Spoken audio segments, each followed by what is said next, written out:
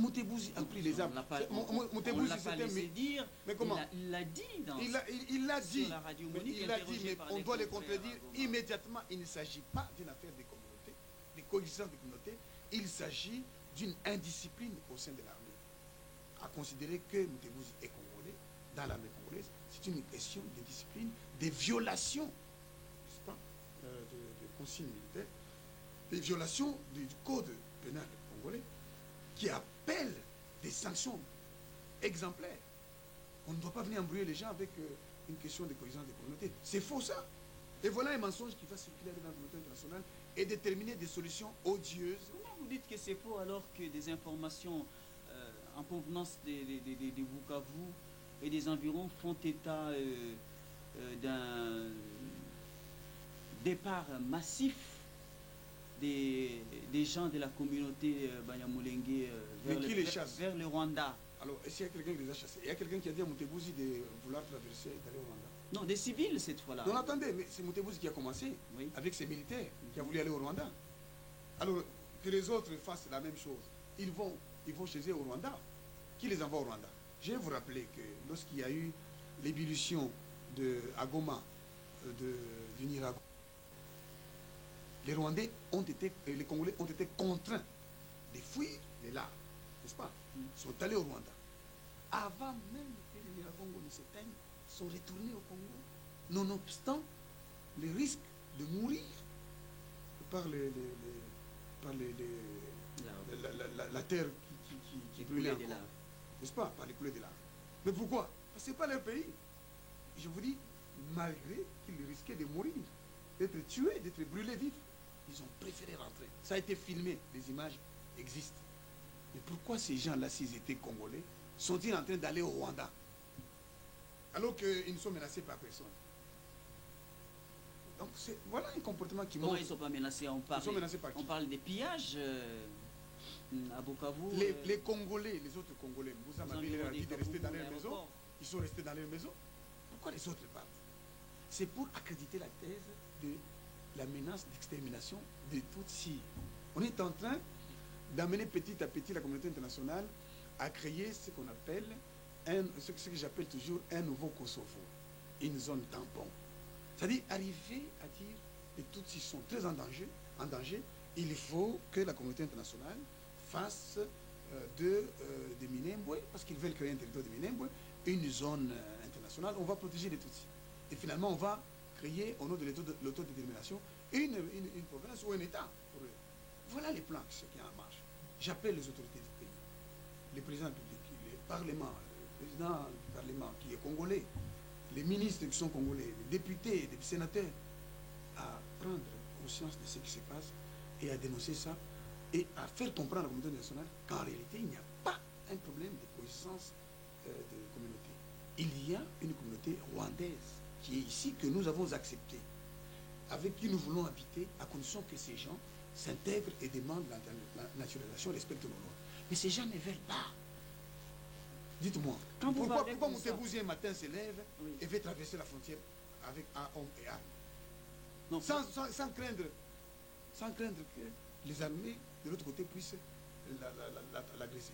Parce que les autres armées, de l'autre côté, au lieu de l'agresser, sont par contre venues à son secours, à sa rescousse ici au Congo. Donc vous comprenez que, mes chers amis, on n'a pas besoin d'être clerc, d'être un grand prophète ou un grand scientifique pour comprendre ce qui se passe. Et quand vous parlez comme ça, ça veut dire que vous incitez les gens à la haine ethnique?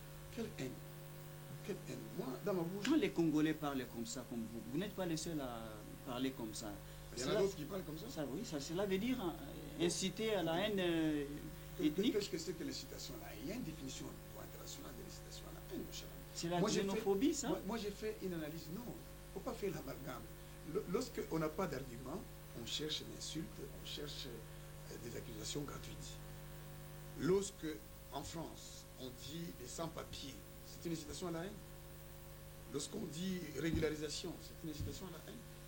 Dans tous les pays du monde, il y a des lois sur la nationalité dont on exige le respect. Ici, chez nous, notre histoire montre que depuis longtemps, nous avons des ressortissants du Rwanda, Burundi, ici. que les Belges nous ont laissé. Lisez la résolution numéro 11 de la table ronde de Bruxelles. Il ne faut pas de résolution de Rwanda-Urundi. Lisez Eyez, par exemple, qui fait les commentaires de la charte coloniale. Il vous dit que si les Congolais sont des Belges, non des droits métropolitains, mais des Belges de droits indigènes, parce que nous étions des Belges, du fait que nous n'avions plus la nationalité congolaise, était supprimée dès l'annexion du Congo à la Belgique. Mais les autres ont leur nationalité distincte, ils sont rwandais. Jusqu'à 1960, quand est-ce qu'ils sont devenus congolais? Quand en 1972 on leur donne la nationalité, vous savez que cette loi n'a pas de fondement. Il a été abrogé et remplacé par la loi de 1981. Le fait de participer à la table ronde ou au dialogue ne devient conféré par la qualité des Congolais. C'est parce que nous avons des Congolais qui n'assument pas, qui n'ont pas su faire la communication au point de vue international, qui n'ont pas su faire passer les messages. Et ici, je déplore les communiqués du porte-parole du gouvernement. Je disais, je déplore avec beaucoup d'amertume le communiqué du ministre de l'Information de la Presse, le porte-parole du gouvernement, qui, en violation de la Constitution, interdit les débats télévisés autour de la question et promet même d'arrêter tous ceux qui vont, comme nous le faisons maintenant, faire des débats. Non, attendez, il n'est que porte-parole, hein, donc ça n'engage pas la personne de Vital Kamerhe en tant qu'individu. Moi, je parle. Est-ce que j'ai cité son nom ici? Moi, je parle du porte-parole du gouvernement qui agit en violation de la Constitution de la transition. Lorsqu'il se réfère une lui-même. mesure prise au sein de la commission défense et sécurité politique présidée par le vice-président Azarias Roubert. Moi j'ai dit, je regrette beaucoup, il y a un relan Je vous en prie. Mon boutiste ici. On va aller arrêter les gens en vertu des textes sur la sécurité. Nous l'homme, crimen nous la poina, c'est un principe que le ministre doit connaître. La légalité des infractions et des peines en République démocratique du Congo. Nul ne peut être poursuivi pour des faits qui n'étaient pas portés en infraction. Le fait que je commente ici n'est pas une infraction. Et les dispositions de la Constitution de la transition, notamment les articles 15 par exemple, sont contre ces communiqués. Hein? On vous dit à l'article 15, alinéa 3, nul ne peut être privé de la liberté ou de la vie si ce n'est dans les cas prévus par la loi et dans les formes qui les prescrit. Article 19, nul ne peut être poursuivi, arrêté ni détenu qu'en vertu de la loi, etc. Et vous lisez l'article 16, la République démocratique du Congo garantit l'exercice des droits et libertés. Information, d'association. L'article 27, toute personne a droit à la liberté d'expression. Ses opinions et ses sentiments, notamment par la parole, l'écrit, l'image, sous réserve du respect de l'ordre public, des droits d'autrui et des bonnes mœurs. Et je voudrais que le ministre retienne ceci, que l'article 28 dispose que la liberté de la presse est garantie. La loi en fixe les modalités d'exercice. Toutefois, elle ne peut soumettre l'exercice de la liberté de la presse à des restrictions que pour assurer la sauvegarde de l'ordre public. Qui peut soumettre des restrictions, qui peut soumettre l'exercice de la liberté de la presse à des restrictions? La loi. Est-ce que faire des des débats, attendez, c'est la loi. Débats autour de la question qui intéresse comme ça tous les Congolais, les sangs des Congolais, tout ça, les processus de paix menacés, c'est troubler l'ordre public? Je ne vois pas en quoi troubler l'ordre public. Vos pères, vos mères sont en train de mourir. Et puis, quand il dit qu'il faut laisser aux décideurs de décider, d'abord les décideurs, c'est qui? Il n'y a personne qui a été élu ici au pays. Et quand bien même il y aurait des gens élus, nous acceptons ceux qui sont là. Ils sont un gouvernement. Oui, ils sont un gouvernement, mais ils ne sont pas des décideurs sans nous. Il doit comprendre, lui, qu'un décideur n'est pas le propriétaire du Congo. Il décide à la lumière de l'opinion. Et il faut